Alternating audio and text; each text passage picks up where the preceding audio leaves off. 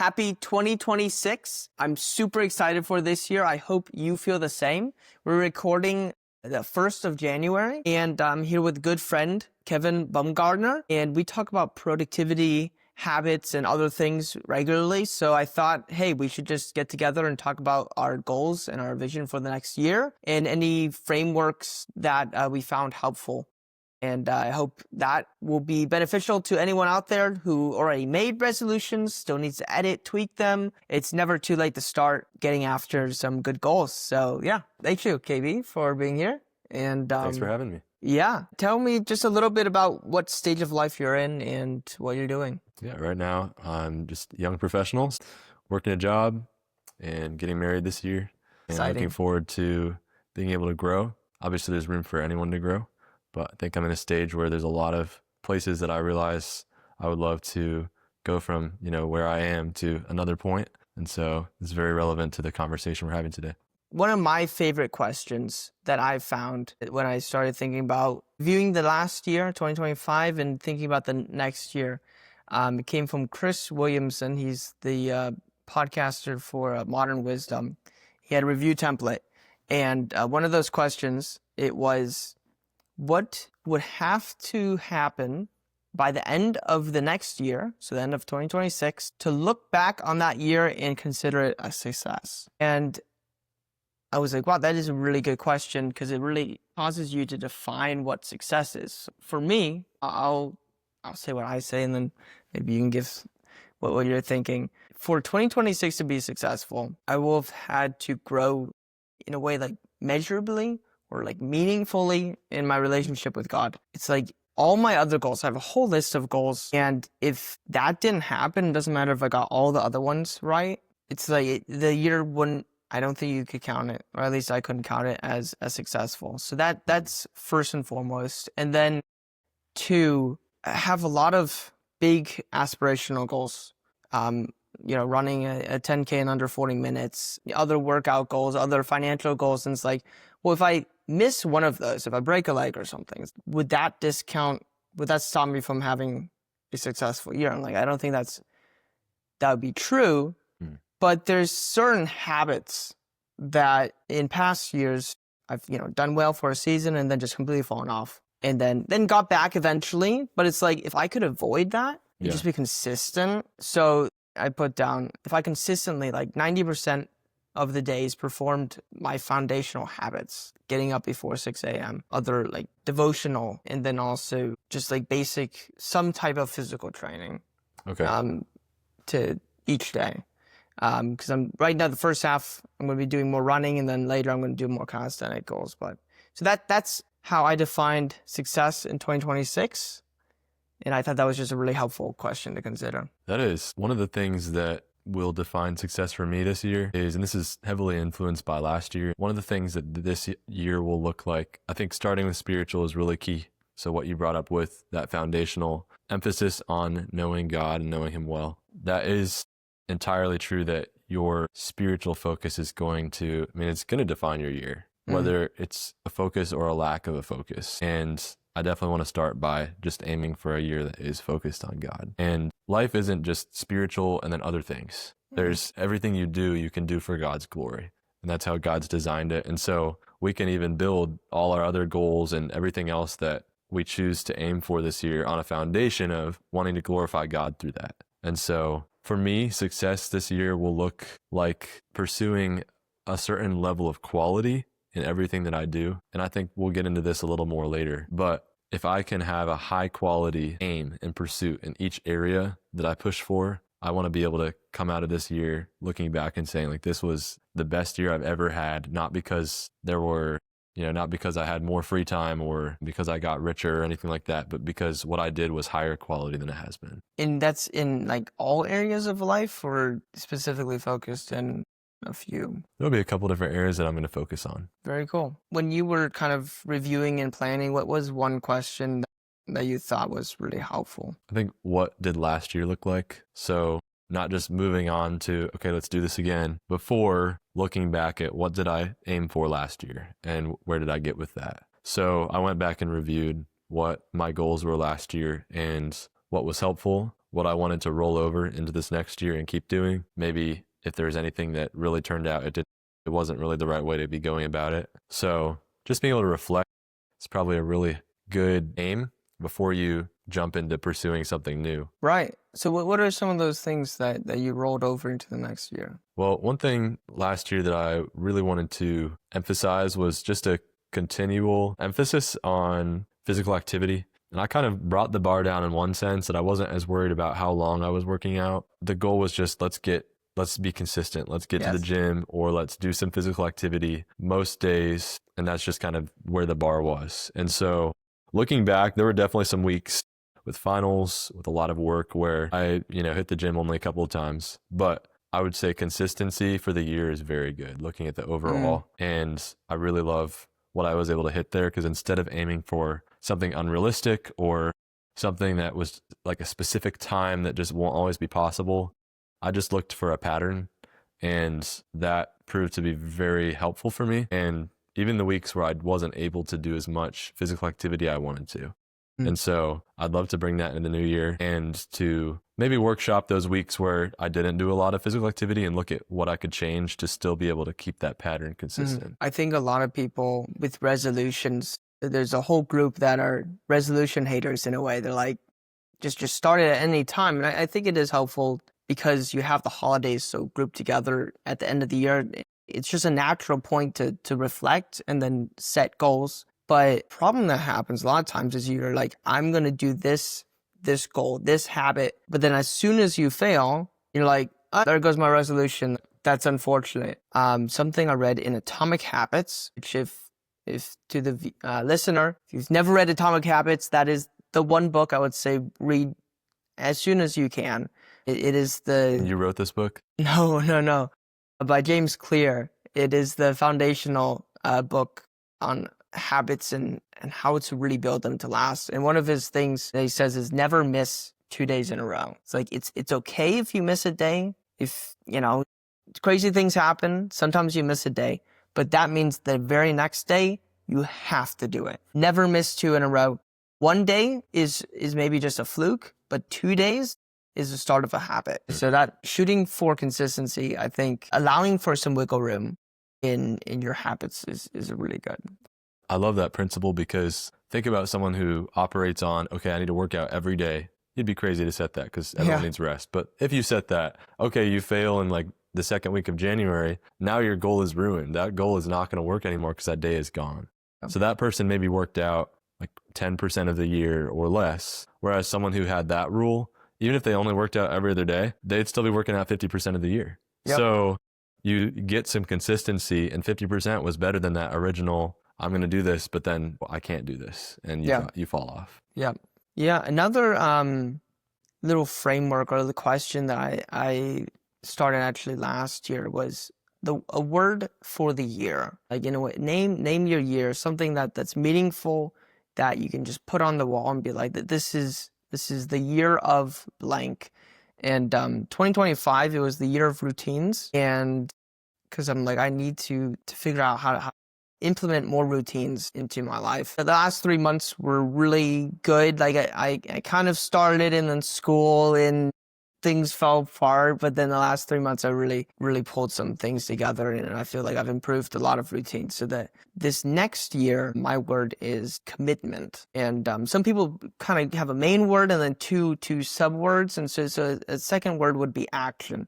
And I want to be doing things, starting things, but actually focus is really important. Instead of jumping around, it's important probably at the beginning to discover, to try things. And that's what last year was for me. So this year I'm going to try to really grab a few that I enjoy this. I think this is really important for these reasons. And so I'm going to commit, and I'm going to do that. And I'll get into some of those specific habits that I'm going to really commit to. But I have a word of the year. You do? All right. So mine for this year is quality. I sort of mentioned that at the start. It's easy to do things. We do things all the time, right? That's a vague statement, but it's true. We're always doing something. And one of the big differentiators between you and the next person is how high quality is the thing you're doing, or what you're spending your time on. And so 2 people could be in a room on their phone, but one person is doing something of immense value and the other one is throwing their potential out the window. And I don't want to judge if I'm going to choose one of those people to be, I want to be the person who's spending their time well. And so there's a lot of application I can draw from that, but I really want to look back and be able to say, okay, like I took these different areas of my life that I felt like I could raise the bar in, and I made them higher quality. And I invested that time and potential into better resources. Yeah. What does quality look like? Because it's good to say I want to do quality things, but then you have to actually have a definition for quality. Especially with something that's not a tangible object. Obviously, I think we can talk all day about quality if it's something tangible, but when you're thinking about how you spend your time or an action, I think quality often comes along with intentionality, which is one of something that you're focusing on this year as well. The thought that you have to put into doing something will just automatically help you sort out choices that wouldn't have really been helpful, or options that maybe wouldn't benefit you or help you grow. And so by putting thought into something, you're investing in this experience becoming a better experience when you actually do it. So just like when you cross a road, if you don't look left, right, left, your crossing of that road might be lower quality if you get hit by a car. But if you stop and look left, right, left, your crossing that road is probably gonna be successful. There's so many times where we have, maybe it's a 5-minute window of time that we don't know what to do with. Or maybe it's an opportunity to spend time with someone and you could just totally just wing it. And maybe it's great, maybe it's not. Or you could put some thought into it and try to make that go from just a random experience to like, this was maybe even life-changing, or this was highly successful, highly productive. And we'd have to go and define successful and productive and all that if we really wanted to. The idea is, let's take something that maybe I'm not thinking about very intentionally, and let's flip that and make it a better experience for me and for the people that it's going to impact. That makes sense. Yeah, something that I hadn't done until a few months ago was create a mission and vision statement. And it's like, how can you actually be intentional? How can you rate your time if you don't know what you actually should be using it for? Because it's going to be different for everyone. You can't just say everyone should do X. It's like, well, no, what is your mission? What is your God-given mission? What is your vision? Where do you see yourself going? What talents are you developing? And then based off of that, then you can, if you have that spare time, say, hang on, is this a good use of my time? Now, to work hard, you also have to rest hard. So it isn't like you have to be a workaholic. It's just when you rest, be intentional with that rest. Too often you're working and then I'm taking mini breaks, but there's more distraction than actually breaks. Right. So be intentional about it. What are some things that you need to start and stop? One thing that comes to mind that I need to start is a consistent morning routine. Obviously, morning routines have gone from just a concept to a very, viral, fake construct. There's all sorts of ways to go about it. Sure. I think at the end of the day, like an effective and simple morning routine can be a really, really strong way to begin your day and to get a lot done in a short amount of time and start your day off really well. And I did that for a portion of 2025 and loved it, and then was very derailed by school and just the fluctuation of scheduling. And so I would love to start that again and lock it in and make it a little more permanent. I know events and timing of work schedules and things like that can throw things off. But if I can have a consistent morning routine, I really want to this year. What are some key parts of that morning routine? So exercise, I think there is some evidence that exercise at the beginning of the day can be really beneficial for your focus and your productivity afterwards. And so I would love to be able to do some form of exercise every morning, love to spend time with God every morning, and ideally have some breakfast as well and just get ready for the day. Okay. Yeah. So along the lines of a successful 2026, so my first thing was relationship with God. I attached a supporting habit that I want to implement into my mornings is review or memorization of Bible verses. And it's one of those things that I said for years, honestly. Years, I want to do this, but it's kind of hard. I don't like doing it, so I just never did. And so this is the year I'm going to do it. So that's one thing I'm going to start. And again, going along the lines of intentionality, I'm going to cut out YouTube scrolling. So that's one of those things. You said that last year. Well, I've improved a lot. I would say. I think so. But in a way, just like, it's like, how do you actually completely eliminate it? It's hard because it's educational sometimes. Exactly. So how actually let's workshop this a little. How about just shorts? Because the shorts are really the ones that are like addictive. The YouTube shorts. That's something you can say yes, no to. Like I did or I didn't. So I could easily just throw out all shorts. And most of educational content is not shorts. That's true. That's So true. yeah, we could try that at least for the first quarter. Yeah. I think it's helpful sometimes to, instead of saying for the whole year, just like let's try this for a month or the first 90 days, because then you can.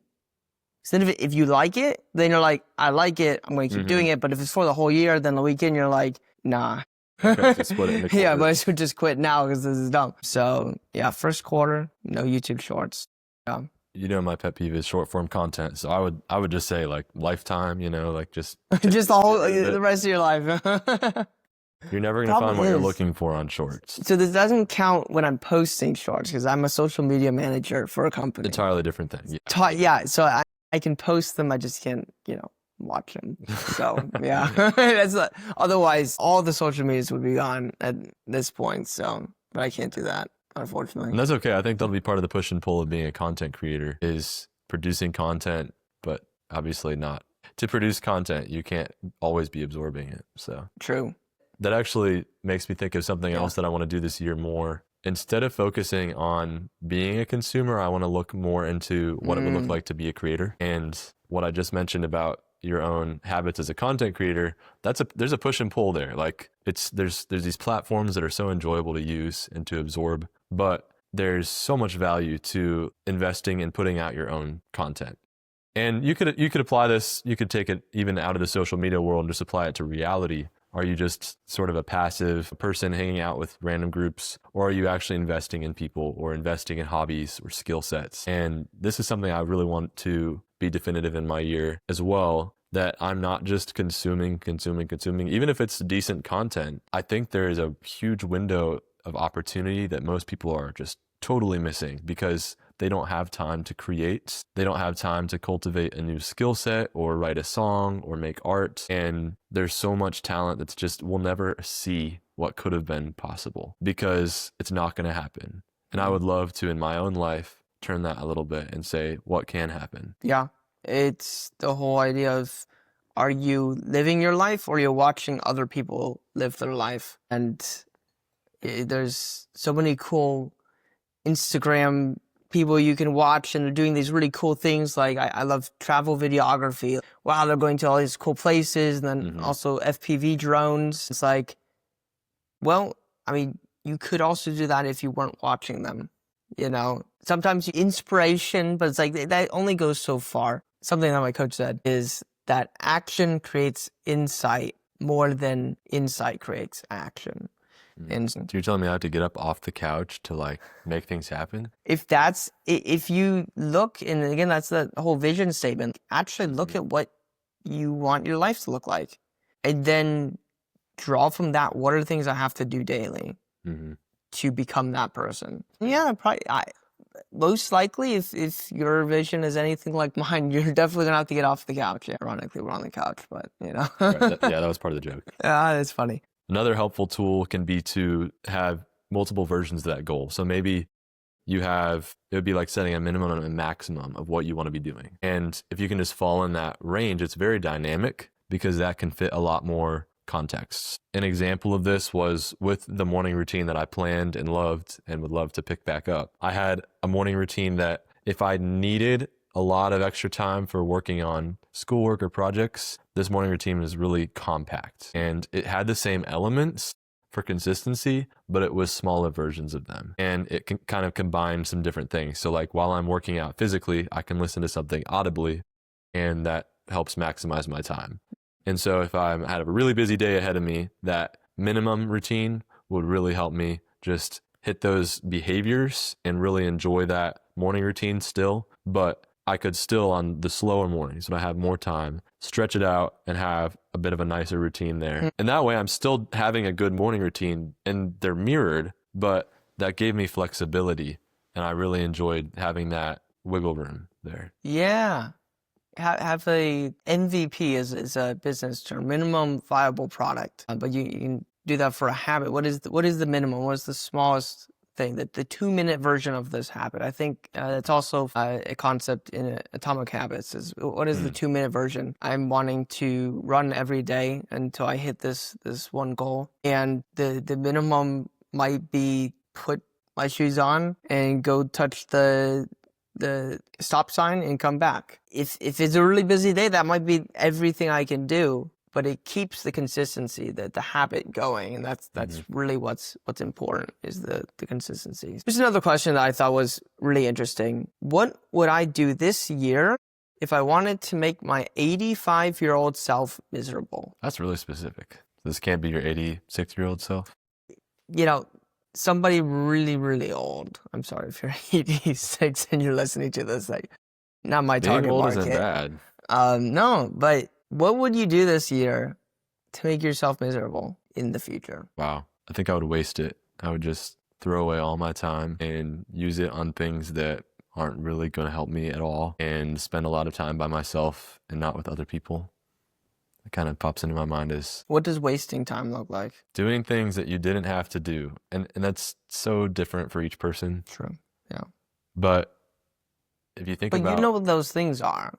if you're feeling guilty about time you're spending, you probably know, maybe scrolling for 7 hours was not a great use of, this weekend or something. So yeah, I think that being able to stay busy, I don't like the idea of, there's sort of this concept in productivity culture that's very toxic, in that you're expected to just always be doing something related to productivity. And it can become very selfish and very unhelpful, especially if you're omitting rest or time for relationships or time for recharging. So it's not about always doing something necessarily, but just using time well it kind of goes back to my intentionality and quality theme for this year. Is like, I want to know that it's going to be good. And I want to know that what I'm about to do is helpful for me, maybe helpful for someone else. Maybe it's going to grow me in a certain way or teach me something. And I just watched an essay that someone made about replacing brain rot, which everyone's struggling with right now, just absorbing stuff that's useless, replacing that with self-education. And I thought that was a powerful way to sort of about face and take a habit that's really just draining your resources and not helping you, and turning it towards something that is stimulating, it's enjoyable. You can choose a topic that you've always wanted to learn about. Hopefully everyone has some of those. And boom, you're using your brain, you're stretching it, you're learning a new skill. It's all, you can choose as much as you want to be the person leading that journey, but you're investing that time so well now. And you're going to walk away with a new habit, with new behaviors, a new topic of conversation for other people who either have tried it or want to try it. And your life just went up in quality and your time was really well used. It seems like going through school ruins one, reading, and then also just like the desire for actually gaining more education. It's like you're forced to go through all these classes, forced because you paid for it, now you have to actually do it. And it is taxing, and then there's stress with finals, and you're like, I'm glad that's done. And it's easy to just not be intentional about education again. And I think it's important to be a life learner. And another thing, just like reading books, I feel like college ruins that for a lot of people. And so relearning to love reading books is important. And an important factor of that is attention span. I think a lot of people, at least in Western culture, we're seeing the deterioration of attention spans. Yeah. So do you have anything that you've learned can help you get back to extending your attention span? Being okay with silence. A lot of times if it's not social media, then it's music or podcasts. And sometimes it's good to just let your brain think. And being able to, like, again, it's being intentional. Why am I just mindlessly, like, each time I get in the car, instantly, playlist? Like, how about every now and then I just say, I'm going to have silence. I'm going to try to think. It can be scary sometimes. You're like, you might actually be wondering, oh, hold on, what am I doing with my life? And that's scary and that's hard because you're like, but I have all these hard things happening. So I should just be mindless about it. So yeah, be intentional in that way. Allow for space for thinking time. That's a cool concept that I got to see a little bit when I had a phase where I decided to stop listening to music with words for a while. And I was kind of at the point where if I'm in my car, I'm listening to music. If I'm walking around, I'm probably listening to music. If I'm at home, I'm probably listening to music. So just a lot of music coming in my ears. And I hard switched to instrumental and was just leaning into listening to a lot of soundtracks and classical. And it was really interesting how that changed my mental state because, like you just mentioned, I had more room to think. Because when you're listening to music with words, you're thinking through the story that song is telling, at least to some extent. If you're not thinking through it, it's at least distracting you from the other things you're trying to think about. And when you take that away, your brain actually has room to be original again and not just be running all these different programs other people have written. But instead you're saying, okay, like here's room to think again. So helpful. And I think it's changed how I listen to music. I'm not doing that challenge anymore, but I will do it again because it was so helpful. And it didn't take something away from my life in that my life was still enjoyable. Obviously, there's music with words that I love. And so that's why I'm back to listening to that sometimes. But that doesn't need to be all we're listening to. And I think a lot of people actually, maybe unknowingly, are escaping the chance to think and to create by just filling their lives with noise. One of the things that has bugged me for a long time is that I find it easy to take in between times where I don't necessarily have something planned and I just don't really end up doing anything useful in those. And I don't mind if what I do in that time is rest or slow down, but I want to do it because I chose to do it and thought intentionally about it. And so the idea of having windows of time throughout my day that are unplanned, that's okay with me. I may try doing time blocking and go crazy with that and see how I enjoy that. But even if I'm not time blocking, I'd love to just reach one of those windows and say, okay, like what am I going to do that's valuable? Am I going to take a nap? Am I going to write a message to someone or something like that? So that's an area where I see a lot of opportunity because when you take all those little windows and gaps in your day, often people have an hour in between this and that and another hour here and another hour there. You combine those and you have a ton of time that you might just be throwing out. And so I would love to flip that around and take that time and invest it. Yeah, I love that. Deadlines drive decisions and they drive action a lot of times.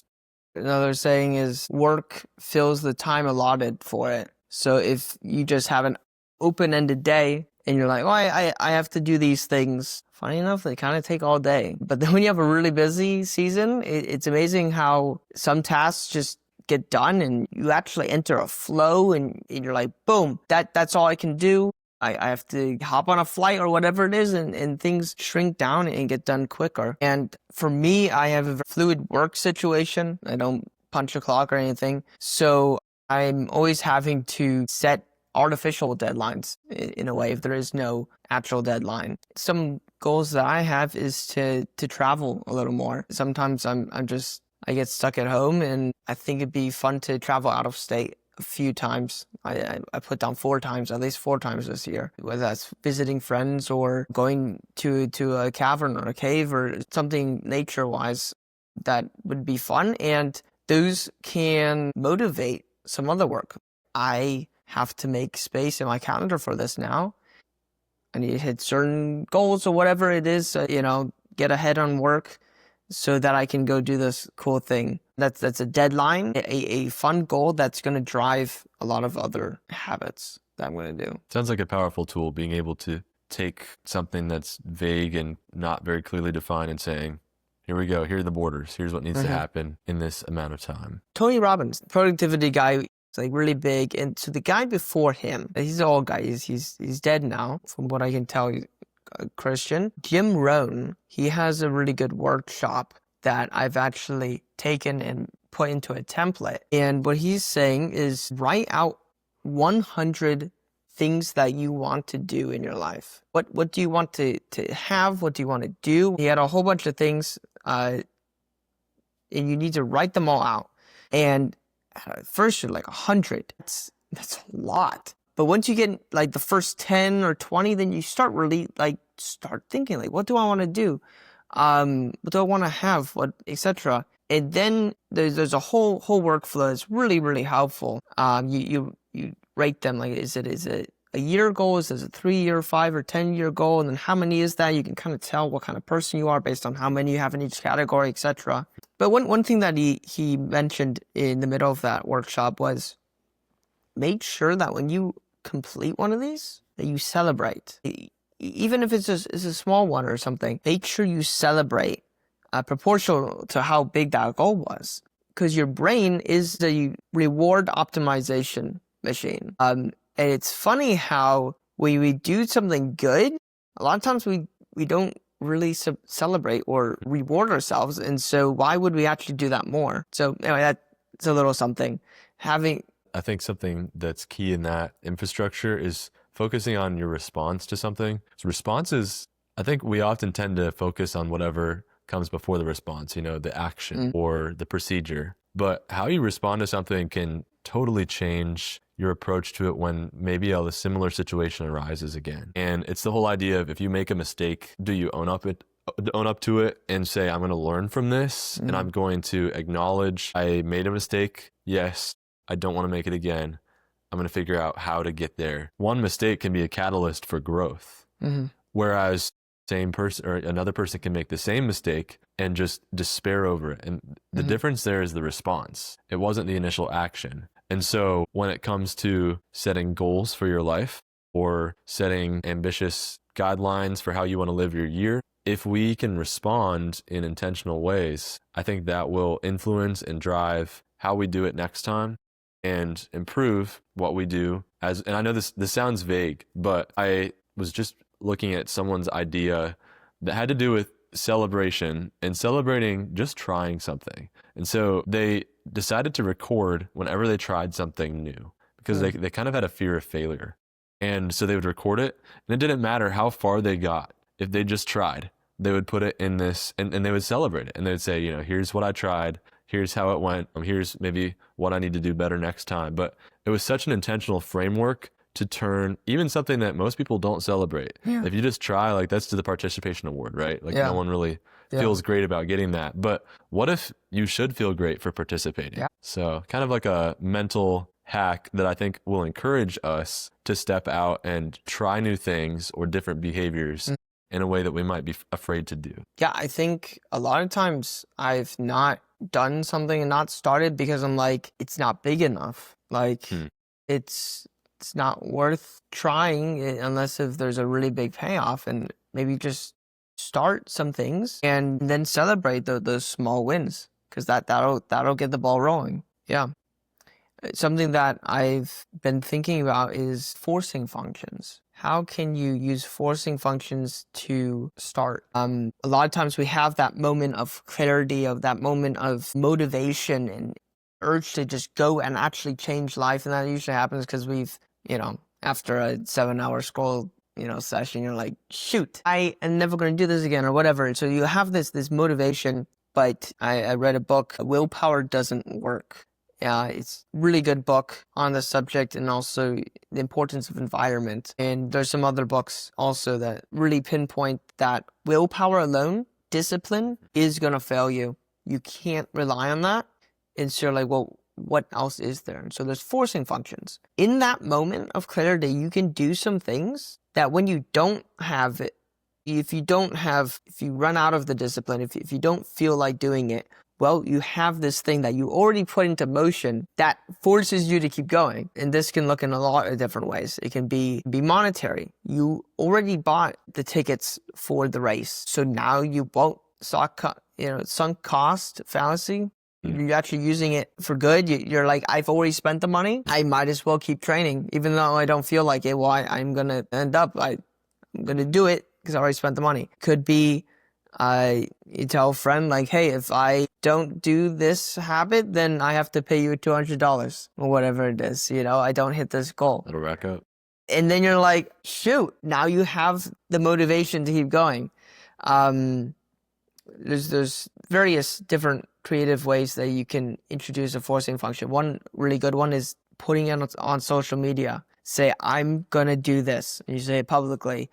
And in reality, people probably won't remember and probably won't care enough but maybe peer they pressure. will. And it's actually pretty motivating. Every now and then somebody's like, oh yeah, hey, by the way, how is that going? You're like, oh yeah, it's either it's going well, or you're like, shoot, I need to actually get back on top of this and keep going.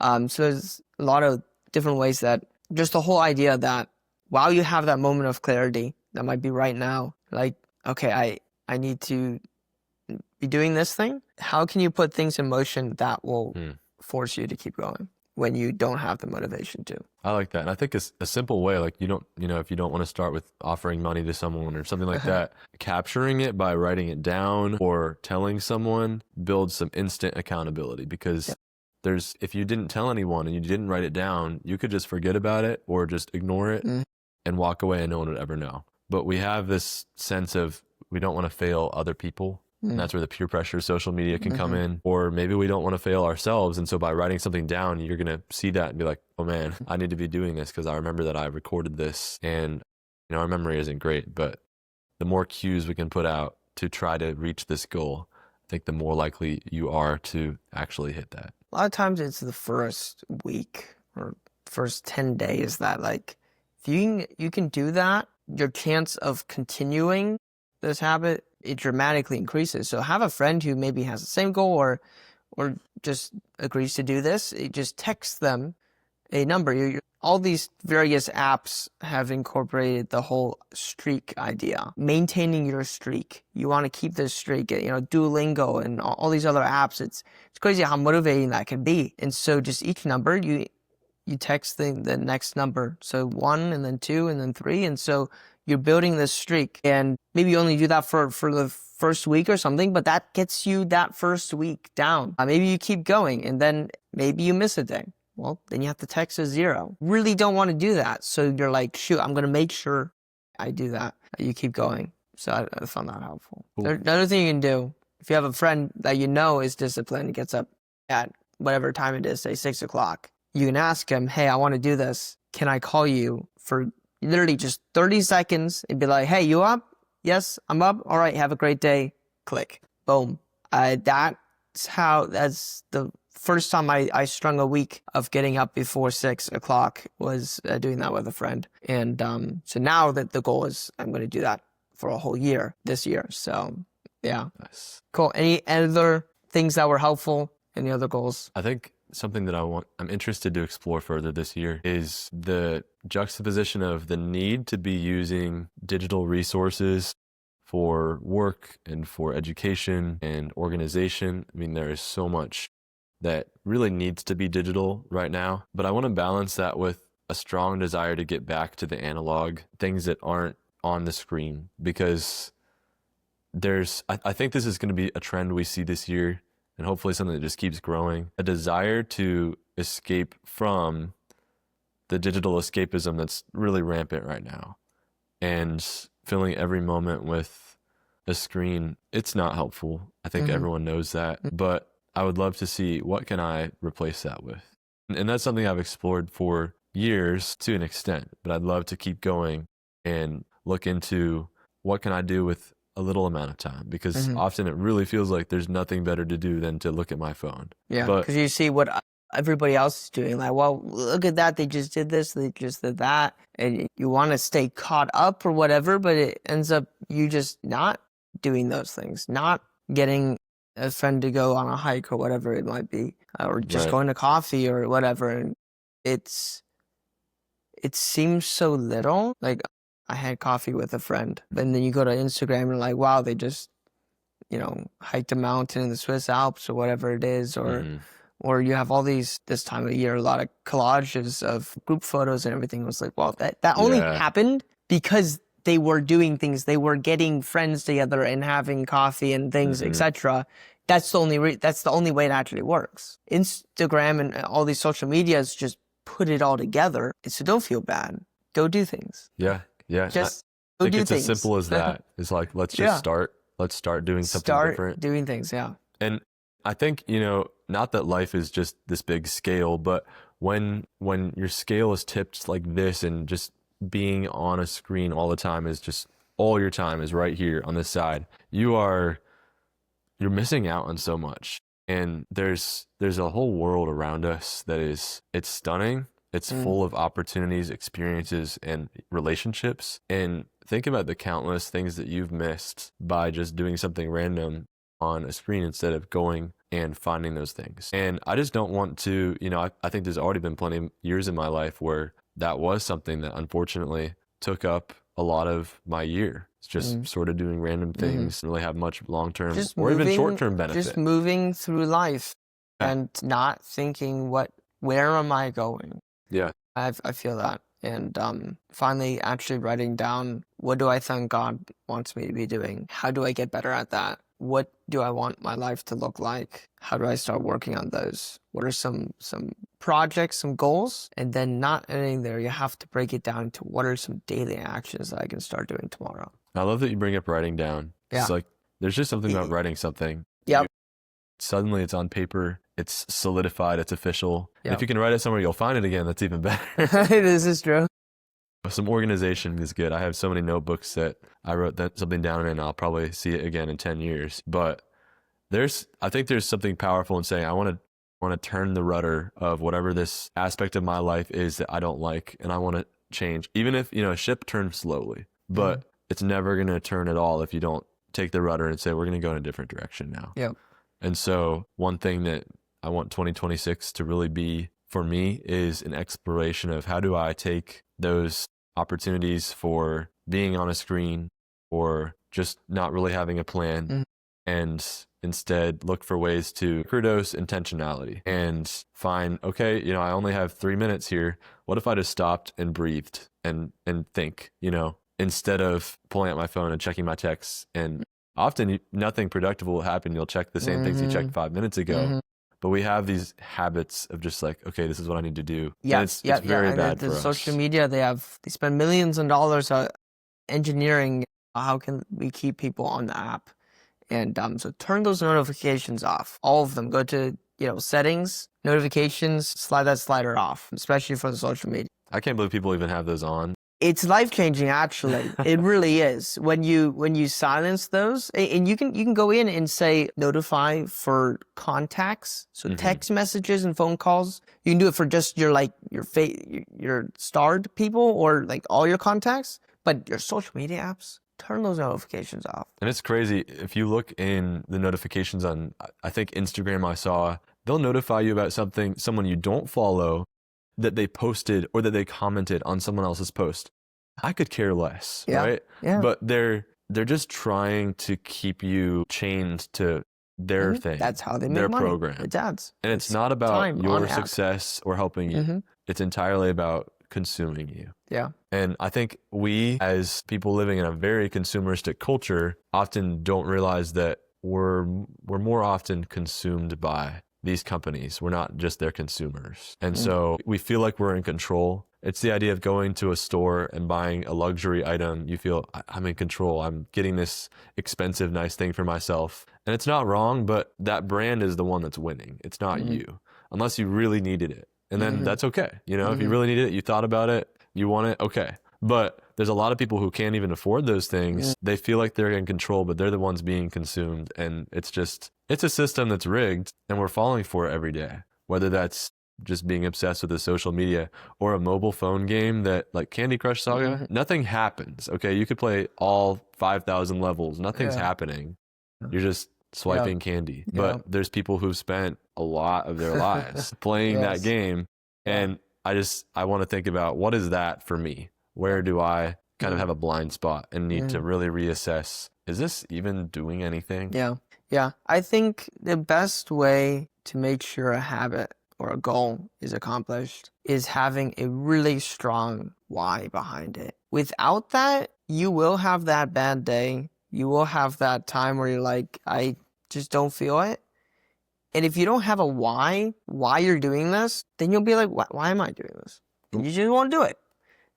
So a lot of strong whys, strong reasons to do things come from having a vision. And then you're like, okay, I want to do this. It's really compelling, make it really specific, and then draw that why for that goal specifically. And a good challenge for this year, as we're looking into setting patterns and routines and goals, be looking at what is the underlying why of what I want to do this year? And that'll influence it pretty dramatically. Cool. You have anything else? That's all. Great. Well, with that, there's a few questions in here. I'm going to have them in the description, those specific helpful questions. I'll also link the Jim Rohn workshop. I think that's really helpful. It's actually pretty fun to do. It matters more the why than the what. I hope this was helpful, special edition. I'm going to get it out there as quickly as I can. And hope you will have a great, wonderful, exciting 2026. Absolutely. Ka-chow. There we go. Oh, my leg is dead. Make sure this thing was actually recording,